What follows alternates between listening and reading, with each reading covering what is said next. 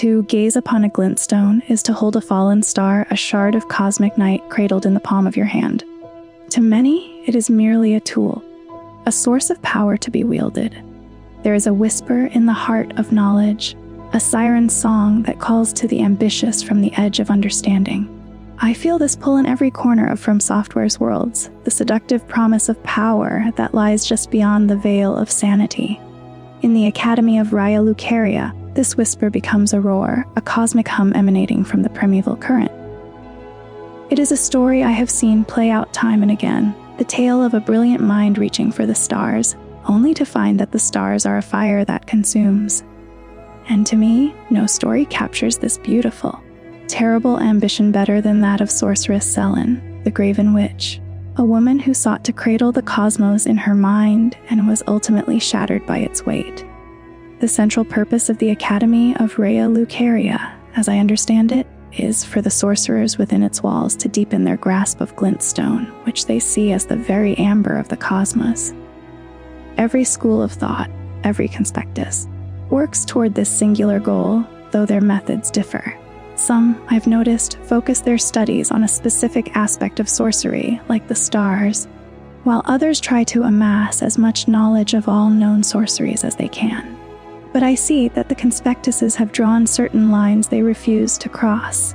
They seem to operate with a shared understanding that by delving too deeply into the cosmic mysteries, a sorcerer risks losing their very self. Even if such a dive yields a powerful new spell, the prevailing belief is that more is gained through patient, continued study than by driving oneself mad glimpsing truths the human mind was never meant to hold. I believe that to a select, dangerous few, it is a key, a whispered invitation to a truth that lies sleeping in the silent, gaping void between worlds. This is my exploration of that forbidden whisper, the siren song of the primeval current. It is not a tale of heroes or kings, but a descent into an esoteric mystery, a journey along a loose thread of lore that, when pulled, threatens to unravel the very fabric of the cosmos and reveal the horrifying, beautiful genesis of the stars themselves. We must open our minds to the void, for it is there, in the inky blackness, that the true and terrible nature of fate is written. In my view, the entire tragic saga of the primeval sorcerers is a story of ascension through self-destruction, a desperate attempt to become closer to the stars by systematically erasing their own humanity. Look at Lusat and Azur, and later, the woman who would follow in their footsteps, Sellen. I am convinced their actions, augmenting their very bodies with glintstone, were not mere enhancements, but a grotesque transfiguration, a literal attempt to become one with the cosmic essence the glintstone contains. It's no wonder this school of thought was violently suppressed by the Carian royal family and the Academy, which I see as institutions of control, peddling a safer, more palatable version of sorcery. The evidence of this suppression is undeniable. Lusat, Azur, and Sellen were all exiled, despite their former prestige. We see proof of their high standing in the Grandmaster robes they once wore, suggesting they held immense authority. And in the portraits of Sellen that still hang alongside Renela's within the Academy walls, even Thops recalls her as an illustrious, legendary student. Our first encounter with this forbidden path is, I believe, designed to be unsettling. We find Azur, a master sorcerer, reduced to a near catatonic state, yet he seems to perceive our presence on some other plane of existence, bestowing upon us the primeval sorcery, come at Azur. For me, this act is not a gift but a judgment. Azur saw something in us, deeming us worthy to be a part of this grand, terrible design. This interaction is the key that unlocks Sellen's trust, prompting her to finally reveal the core of her philosophy. She speaks with utter contempt of her exile, sneering at the toothless pedantry of the Carians and declaring her desire for glintstone sorceries that shatter the mind, unbound by what she considers petty, terrestrial taboos. If you recall, I was exiled from the Academy of Raya Lucaria. It was for attempting to restore the primeval current of glintstone sorcery. The toothless pedantry peddled by the Carian royal family can rot for all I care. I want glintstone sorceries that open our minds, unbound by terrestrial taboos, no matter what we give in return. Her quest for us is clear: find Master Lusat, another founding sorcerer, whom she describes as being nigh a child of the stars, so that the primeval current can be restored. I need your help, my apprentice. Master Lusat is another founding Glintstone sorcerer. And like Master Azur, he was banished from the Academy. Now he languishes imprisoned somewhere. I need him to restore the primeval current of Glintstone sorcery. He's nigh a child of the stars. Such is his body now. This opening of the mind she speaks of is, I argue, a literal and horrifying process. When we find Lusat and Azur, we witness the endgame of their studies. Their bodies are encrusted and consumed by glintstone. The descriptions of their crowns reveal the shocking truth. The glintstone has entirely replaced their brains and skulls. Their minds are no longer flesh but living crystal, conduits for the vitality of the stars themselves. This, to me, is the terrifying fulfillment of Sellen's desire to break free from terrestrial taboos. It explains our alien interactions with them. They don't perceive us as humans do, but perhaps as fluctuations in fate, as alignments of the stars that signal the moment to pass on their knowledge. What they must see and feel with minds of pure glintstone is something I believe is far beyond our mortal comprehension. Sellen's final words on the matter seal this interpretation for me. She calls herself and her followers fallen children of the stars, who, by honing the primeval current, can beam with brilliance once again. Do you see this? The Queen of Caria is no more. With the bodies of Masters Azur and Lusat returned, the Academy can hone the primeval current, so that we, fallen children of the stars, shall beam with brilliance once again. Their goal was never just knowledge, it was, I am certain, a yearning to become stars themselves. What does it even mean for a glintstone to contain residual life? To answer this, I believe we must confront the living embodiment of a star we meet in the game, Astel, natural born of the void. The creature's very remembrance labels it a malformed star, an omen, born in the void that once destroyed an entire city. This confirms in my eyes that stars are not just balls of gas, but living, conscious entities. Astel is described as malformed, which powerfully suggests that other, normal stars exist in the void, perhaps in forms we cannot even imagine. This living cosmic energy is precisely what I think is preserved within glintstone, the amber of the cosmos. Suddenly, the idea of fate being dictated by the stars makes perfect, terrifying sense. If the stars possess life, consciousness, and thought, they can absolutely be seen as cosmic intelligences manipulating events in the lands between. This understanding reframes Sellen's entire worldview.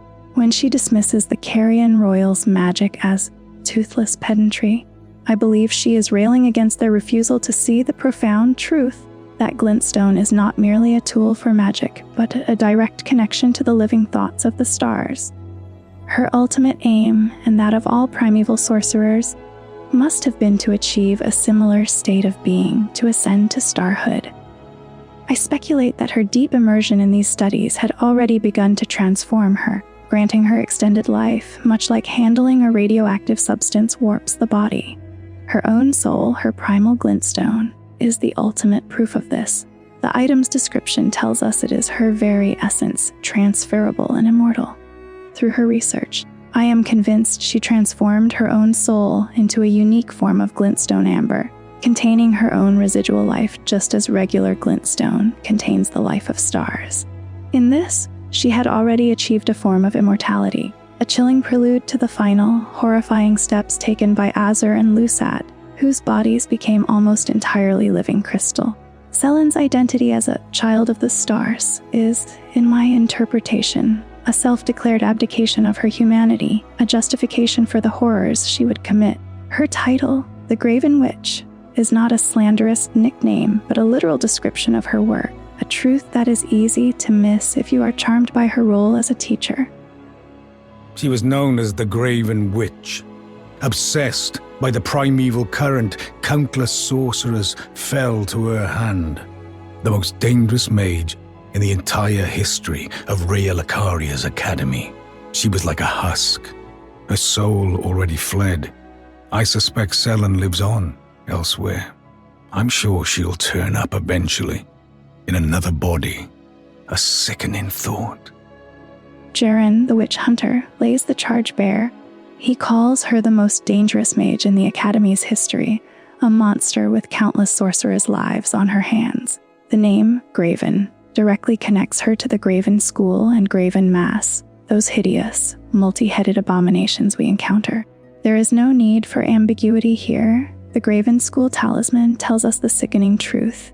It describes the primeval current as a forbidden tradition whose followers see the act of collecting sorcerers to fashion them into the seeds of stars as nothing more than a path of scientific inquiry.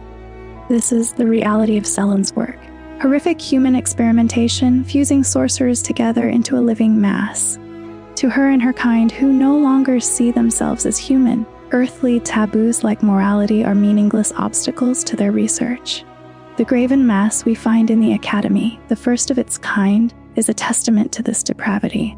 It sits in a sealed-off room, a failed experiment guarded by an Academy page, surrounded by crystals. And what do we find at its heart? The staff of Azur himself. For me, the environmental storytelling is undeniable.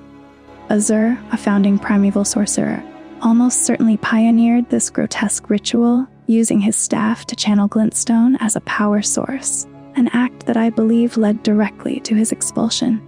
The corpse of the Graven Mass lies limp, a monument to his ambition, sealed away by an Academy terrified of the consequences. The logic behind this madness is as twisted as it is coherent. Since glintstone is connected to the stars, they must have believed they could use it as a catalyst, a seed to grow a new, living, amalgamated star from the flesh of sorcerers. Sellen's title, Graven Witch, now makes perfect, sinister sense. She was notorious for this exact practice. Her final fate is the ultimate, ironic culmination of her life's work.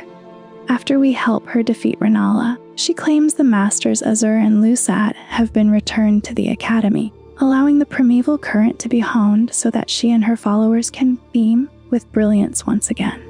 But when we return, she is gone, Rennala is restored, and off to the side sits a new Graven School. One of its faces is hers. I refuse to believe Rennala did this as punishment. I am convinced Sellen, the Graven Witch, did this to herself. In her moment of triumph, she performed her final experiment, believing that with the power of star children like Lusat and Azur fused into the mix, this starseed would finally succeed.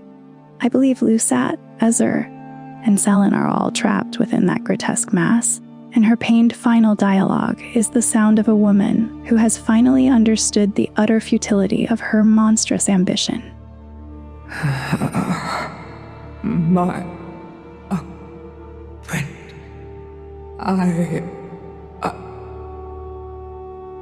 To understand the core of this conflict, I think we have to start with Sellen's fundamental definition of sorcery. Glintstone, she teaches us, is the definitive medium for magic at Raya Lucaria. I find proof of this in the description of the Lazuli Glintstone crown, which calls the Carian study of the moon as an equal to the stars, a heterodox pursuit. The word heterodox means contrary to the orthodox, which tells me that the established, mainstream belief at the Academy was that glintstone, and by extension, the stars, was the primary and superior source of all sorcery. This is visually reinforced by the deep blue robes worn by the majority of scholars, robes given to those who dedicate themselves to studying glintstones formed from starry amber. The fierce debates implied by the debate parlor's layout must have revolved around this very schism. The orthodox stargazers versus the heterodox moon worshippers. Sellen, in my opinion, belonged to an extremist sect of the orthodox school, a primeval sorcerer who believed glintstone wasn't just for casting spells, but was a medium to open one's mind to the abyss. So, what is glintstone? Sellen's own lecture provides what I see as the most crucial analogy in the entire lore. She says, Our art draws upon the powers embedded in glintstone. But what is the nature of such power? Glintstone is the amber of the cosmos. Golden amber contains the remnants of ancient life and houses its vitality, while glintstone contains residual life, and thus the vitality of the stars. It should not be forgotten. that glintstone sorcery is the study of the stars and the life therein. A fact lost on most sorcerers these days. She compares it to the golden amber of the Erd Tree, which contains the remnants and vitality of ancient, primordial life. In the exact same way, she explains glintstone contains the residual life and vitality of the stars. This parallel is everything. Just as the Erd Tree's amber grants power over terrestrial life, the star's glintstone grants power over cosmic life. It contains the very imprint of their life energy, which is why she insists that glintstone sorcery is, in its truest form, the study of the life that resides within the stars. And how is this material formed? Just as amber is the coalesced sap of the Erd Tree, I believe glintstone is the runoff from the stars themselves. The legendary sorcery founding Reign of Stars depicts this exact moment. An ancient astrologer glimpsed the primeval current, and in doing so, made it real, causing the stars amber to rain down upon the land for the very first time. This, to me, was the birth of all glintstone sorcery. After all this, we arrive at the central, terrifying question. I have pieced together the evidence, and while this is my own deduction, I believe it leads to the only logical conclusion. The primeval current is, in my view, a literal current of metaphysical energy. It is a river that flows through the cosmos, accessible only through glintstone, and it connects our world directly to the primordial birthplace of the stars, the void. The ultimate, insane goal of the primeval sorcerers was to tap into this current, ride it back to its source, and in that stellar crucible, be reborn as stars themselves. The primeval sorceries themselves are my best evidence. Look at the description for Stars of Ruin. When Lusat glimpsed into the primeval current, he beheld the final moments of a great star cluster, and upon seeing it, he too was broken. Looking into the current is, I argue, literally looking into the abyss of space and time, witnessing cosmic events so vast and terrifying they shatter the human mind. Now consider Comet Azur. It is described as a torrent akin to the distant starry expanse, the place said to be the origin of glintstone. The spell itself is a torrent, a current. I believe it is a direct facsimile of the primeval current itself. And what did Azur see when he glimpsed it? He saw darkness, and was left both bewitched and fearful of the abyss. This abyss, this darkness, is mentioned time and again. It is the void from which the stars are born. The founding Reign of Stars spell reflects this perfectly.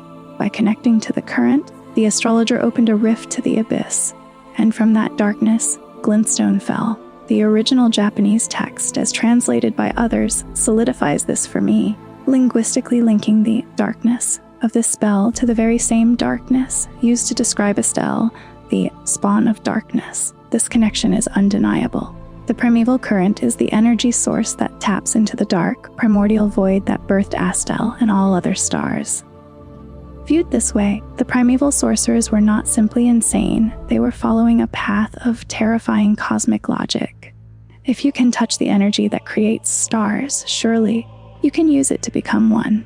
And yet, the true horror of it, the point of all cosmic horror, is that it is fundamentally beyond our grasp. Even the sorcerers who touched it couldn't fully comprehend it. Lusat's mind was blown by the sight. We aren't meant to understand it completely. What is important, what I believe the lore tells us, is that this force exists. It is a current that can be channeled through glintstone, allowing a glimpse into a place far beyond our terrestrial world, a dark one where stars are born and die. I believe the cautionary tales of figures like Azur and Lusat serve as the foundation for this fear. These were conspectus leaders who dove too deep, who gazed into the primeval current and were ultimately lost to the knowledge they found there. The Academy as a whole, it seems to me, is acutely aware of this danger and consequently chose to outlaw the pursuit of this forbidden knowledge. Nearly everyone appeared to fall in line, except for one, a profoundly intelligent woman, the sole person to hold the witch's glintstone crown, decided that she knew better than the entire Academy. For her relentless pursuit of this forbidden knowledge, she was locked away, intended to be forgotten. That is, until we stumble upon her in the Waypoint ruins and make the fateful decision to study glintstone sorcery under her guidance. This, to me, is where the story of Sellen, the Graven Witch, truly begins, and I want to explore her studies, her ambitions, and the tragic state we ultimately find her in. I find it's possible to meet Sellen quite early in our journey while exploring Limgrave. If we make our way to the Waypoint Ruins, we have to fight a mad pumpkin head that's guarding a doorway. Behind it, instead of some hidden treasure as you might expect, we find ourselves before a sorceress who strikes me as unlike any other. She is donning a unique glintstone crown that I've never seen on anyone else in the lands between. She recognizes us as tarnished and introduces herself as Sellen. If our intelligence is at least 10, we get the option to tell her we want to learn glintstone sorcery, to which she reacts with a sort of weary favorability. I was exiled from the Academy of Raya Lucaria as a reviled, apostate witch. Do you still wish to learn from me? Very well. You are now my protégé in glintstone sorcery. But I refuse to coddle or cast kind words. Never. Anticipate grievances, young apprentice. From that moment on, she will begin to share her knowledge with us as her student. But who is this woman really? What drives a sorceress of her apparent caliber to be exiled? And what exactly is this art she practices, this power drawn from the very stars? But what is the nature of such power?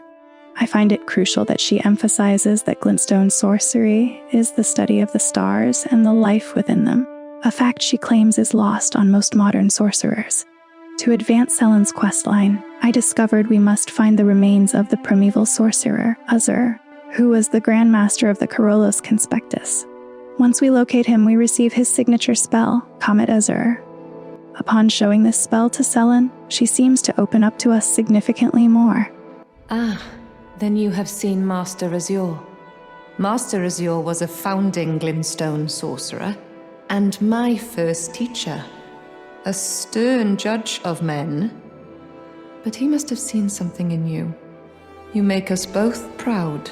It's at this point I feel that she truly sees us as a kindred spirit and offers to let us in on her personal story. I need your help, my apprentice. Master Lusat is another founding glintstone sorcerer. And like Master Azur, he was banished from the Academy. Now he languishes in prison somewhere. With this glintstone key, you should be able to cross the boundary that encloses him. I need him to restore the primeval current of glintstone sorcery. He's nigh a child of the stars. Such is his body now. She gives us a glintstone key to bypass the boundary that seals his prison. She tells us that after his expulsion, she heard Master Lusat return to his home, a place called Celia in the Caelid Wilds. She even mentions that the key she gave us was obtained from a Celian sorcerer, so it seems logical to her to suppose he's still trapped somewhere nearby. We can then track Lusat down deep inside the Celia hideaway. Upon returning to Sellen, she is overjoyed. With this, she feels a full step closer to her goal, stating, "The bodies of Masters Azur and Lusat can be admitted to the Academy. If only I could undo these wretched shackles." This journey she proposes, this restoration of a forbidden art, it feels like a monumental task. But before we can help her, we have to understand the physical and metaphysical chains that bind her. What are these wretched shackles she speaks of, and where does her true self lie? She elaborates on what she means by her wretched shackles when we ask about her request. Give me a moment later. I have a favor to ask. The form you see before you is merely a projection. My body lies elsewhere, but the Academy's shackles prevent it being moved. My body is on the Weeping Peninsula at the southern tip of the lands between, imprisoned in the ruins just down from the Church of Marika, past the plain of the Wandering Mausoleum. Can you make the journey to my body? I have something that I can only trust with you. Following her directions, we can make our way to the Witchbane ruins, where we find another Sellen. I believe this is the true body of our teacher, and she has something incredibly important to share with us. There is something I need you to look after. My primal glintstone. A star has fallen, and my fortunes waver. Someone may come for my life, and so I entrust it with you. Myself. What Sellen gives us is her primal glintstone, which is described as a glintstone from within her own body that appears half alive, with visible blood vessels. Essentially, as I interpret it, a primal glintstone is a sorcerer's soul. If it's transplanted into a compatible new body after the original one dies, the sorcerer can be resurrected. This proves to be a prescient move, because if we revisit the Witchbane ruins after this, we find that the witch hunter Jerren has murdered Sellen's body, fulfilling an old oath. At this stage in her quest, it becomes our responsibility to find a suitable new body for Sellen's soul. For those of us who have also been following Selva's questline, we know of a perfect candidate. Deep within Selva's hidden study, there is a doll made to be a perfect body double for Sellen. While I doubt this doll was ever intended for our use, we can implant Sellen's primal glintstone into it. After she comes back to life, she thanks us profusely. Just how long has it been? Thank you. You've helped me fill a new body once again, and it's truly a gem. Young and full of vigor, a snug fit for my primal glintstone. Better still, I've shed those awful shackles. Finally, I can return to the Academy to expel the Carian royal family and restore the primeval current. Although we can continue her quest from here, I feel this is a good moment to pause and really dig into Sellen's true history, to better understand how her story reaches its conclusion. Now that she is unbound and poised to return to the Academy, I have to wonder, what is the full story here? What did she do that was so terrible it earned her the title Graven Witch, and the unending hunt of a man like Jerren? Sellen, I've gathered, was once a sorceress of great renown at the Academy of Raya Lucaria. Her intelligence was so widely recognized that she was given a title I see as particularly rare. The witch's glintstone crown sheds some light on this. Its description tells us it was one of the glintstone crowns given to Raya Lucarian scholars whose pursuits were deemed worthy. This specific crown was granted to a scholar who excelled in her studies, which also earned her the title of witch. Up to this point, very few other women have received this title, including the Snow Witch Renna and Ranni the Witch. Sellen's infamy was such that she is depicted in portraits throughout the Academy, placed alongside the founders of various conspectuses like Azur and Lusat. This honor, I believe, was typically reserved for those who founded their own schools of study. If we pay close attention to Sellen's goals throughout her quest, we can see exactly why she was immortalized on the Academy's walls. Sellen did indeed have her own school within the Academy, where she led students in the study of the primeval current, and her title of Graven Witch likely points to how she conducted her research.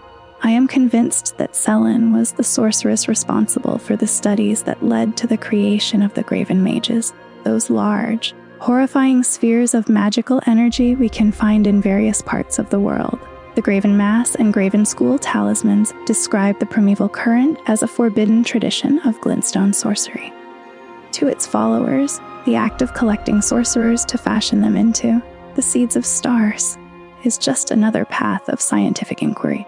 Jerren himself told us that Sellen sacrificed countless sorcerers to create these Graven Mages. And by her own admission, we know Sellen's ultimate goal is to restore the study of the primeval current at the Academy. I believe she held the conviction that the only way to truly understand the current was to take the minds and bodies of sorcerers and fuse them together to create these seeds of stars.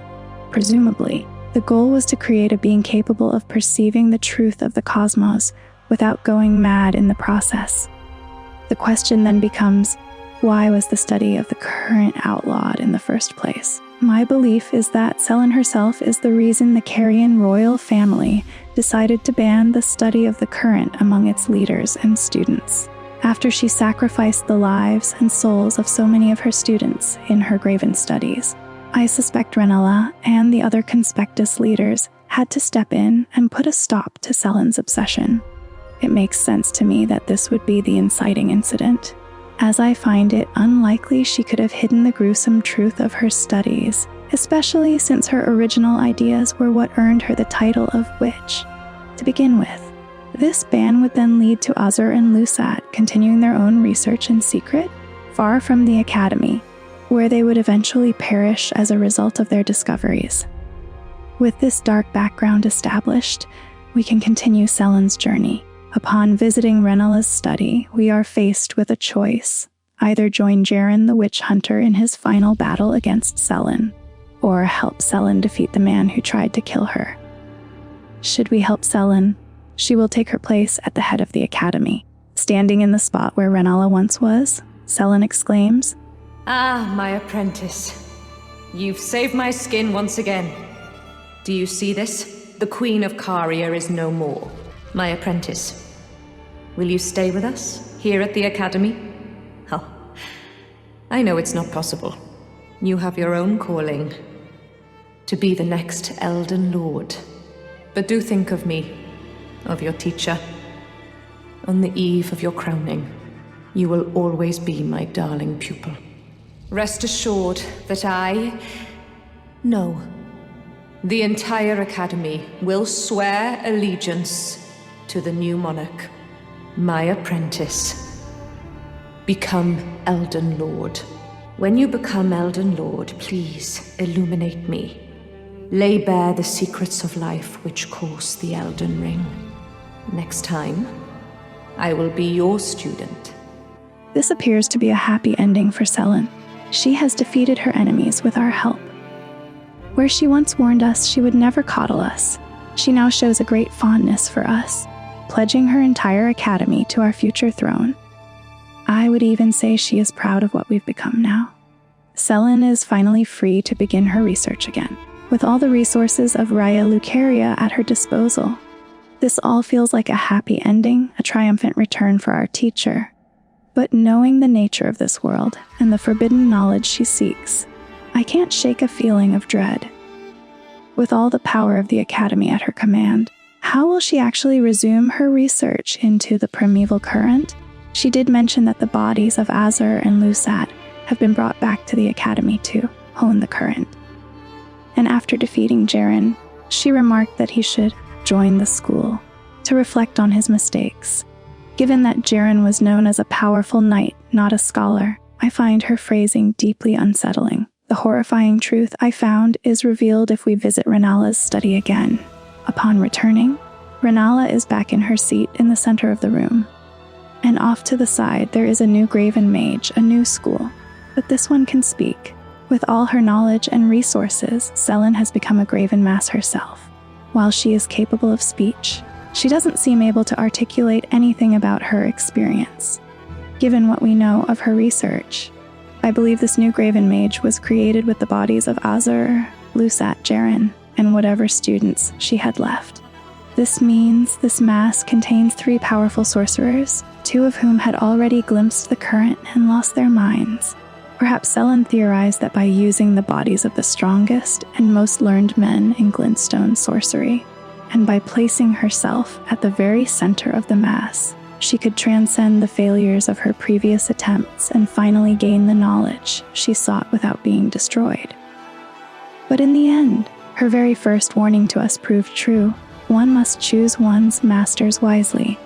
By choosing Sellen and helping her continue her research, we doomed her to this fate, failing in her ultimate goal and becoming a Graven Mass with just enough awareness left to realize that something is horribly, utterly wrong. The story of Sellen the Graven Witch, like so many others in the lands between, is, for me, a cautionary tale.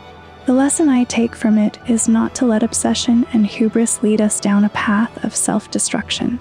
You could argue that the Primeval current is Lovecraftian in its very nature, due to the sheer unknowable essence of the cosmos. After all, anyone who stares into it goes mad in one way or another and ultimately loses their life. No matter how much she studied, how well she prepared, or how much power Sellen gathered, I believe it was never going to be enough to stare into that abyss beyond human comprehension and come out unscathed. The cosmos is a dark and unforgiving place, full of terrors. And no matter what depraved methods Sellen used, there was only ever one way her quest was going to end. with failure and a broken mind. What's more, this cosmic river is primeval, one of the very first things to exist. The idea that our own cosmic origins might be something so utterly terrifying is a bizarre and bewitching thought. I mean, I want to know what secrets it holds that drive everyone insane, though I suppose we have a clue. Creatures like Astel, that signature horrific monster, come from up there. In any case, Raya Lucaria was no longer just a school, it was an institution with power and influence. With that comes the instinct for self-preservation. The greatest threat at this stage was not from without, but from within. It was the danger of probing the primeval current too deeply. And so, while research was still permitted under the watchful eyes of the conspectuses, a line was drawn in the sand. It's easy to empathize with her, to see her as an underdog fighting a monolithic institution for the sake of knowledge. But can you really blame Raya Lucaria for taking a stand when you see the alternative? When you see the Graven mages, a grotesque mass of sorcerers fused together into a living ball, all so they might become the seeds of new stars. This, apparently, was a valid line of research into the primeval current. In the name of this research, fellow sorcerers were to be collected and melded together to create a star made of life. These things were rightly considered the nightmare of the Academy. They represented Sellen's absolute, terrifying loyalty to the truth, no matter the human cost. Naturally, such a thing had to be forbidden, and yet, you have to feel for Sellen's position just a little. I find it deeply ironic that the exact line of inquiry that gave birth to the Academy became the very thing that threatened its existence. Eventually, the Academy would try to rid itself of Carian influence entirely, but the royal family had long been preparing for such disloyalty. There's a reason their knights' shields are so resistant to magic. There's a reason they developed spells of retaliation, designed to absorb and turn magic back on its caster. There's a reason their knights were sworn to the moon, not the stars of the sorcerers. Rennala, as a master astrologer, might have even foreseen the Academy's betrayal, though that is just my own speculation. Before that schism, however, another war would come first, a war against the champions of the Golden Order. For this, the Carians were more than prepared. Radagon led the armies of the Erdtree, set to conquer them next. But here, the Golden Order met its match. Though they were few, the Carian knights were a match for even the champions of gold. Enchanted troll knights, bound by an ancient oath to Rennala from her youth, fought by their side. Rather than fight to a stalemate, a truce was proposed, sealed in holy matrimony. Radagon repented his aggression and swore his love to Rennala.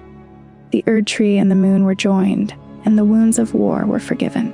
Radagon once cleansed himself with celestial dew, repented his territorial aggressions, and swore his love to Rennala. The order of the Erdtree and the fate of the moon were conjoined. Of course, we know that Radagon is Marika, but no one else did. Secrecy was everything to him, and he imposed this need upon his new family. The Carian preceptors, who were essentially sorcerer professors serving the royals, were made to wear their cosmic blue robes. But Radagon ordered them to add a new piece of attire, a mask with the mouth sewn shut with gold thread, in that crisscross pattern that was his signature. This was to make it perfectly clear that all their matters were to be kept private. Radagon was hiding a secret so profound that it might be seen if anyone looked too closely, and his fear was justified because someone did look too closely. A sculptor secretly captured the dichotomy between Radagon and Marika in his work, but no one else discovered the secret until we came along. Long before that, Radagon would leave Rennala, and her heart and mind would go with him. It was then that the Academy saw their chance. They realized Rennala was no champion after all. When we see her, she is a witless echo of her former self, lost in the grief of Radagon's departure. It's no surprise that the Academy took this opportunity to rebel, with Rennala essentially a hostage, locked safely away in her own grand library. The Academy declared war on the Carian royals, focusing their assault on Carian Manor. The siege is commemorated by a graveyard of swords that still stands today. The soldiers fighting for the Academy were mercenaries called the Knights of the Cuckoo. They were mage hunters, wearing shields with high magic negation, and explicitly stating that their enemy was Caria itself. They even used albinueric pots, referencing a hatred for the albinuerics who found refuge with the Carians. But despite what some say, I don't think these cuckoo knights were ever truly sworn to the Academy. Their payment for their contract included being taught simple sorceries, spells suited for their low intellect because they were not true mages. Instead of casting real spells, they would crush broken glintstone, creating what the Academy itself called fox sorceries. But the most telling detail is their armor. It says, their namesake cuckoo's shrewd gaze is an expression of their refusal to be mere servants. In the end, the knights of the cuckoo failed, and they failed hard. They were defeated at Carrion Manor, and in a final indignity, were turned into puppets, forced to fight for the very family they were paid to destroy. You get a sense of their lingering resentment, and so the tapestry comes together, woven from threads of starlight and shadow. The primeval current is not a simple source of magic, but an incomprehensible cosmic truth that bleeds into the world, promising apotheosis while delivering only madness and monstrosity. It is the ambition of mortals reaching for godhood and finding only the cold, crushing indifference of the void. The primeval sorcerers tried to capture a river of cosmic genesis in a cup of mortal flesh, and for their hubris, they were utterly broken. In the end, we are not meant to understand it, merely to stand before the evidence of its power with awe and terror, for we are left with only the chilling echo of its passage, a torrent of silent, screaming starlight, forever flowing from a darkness we can never hope to comprehend.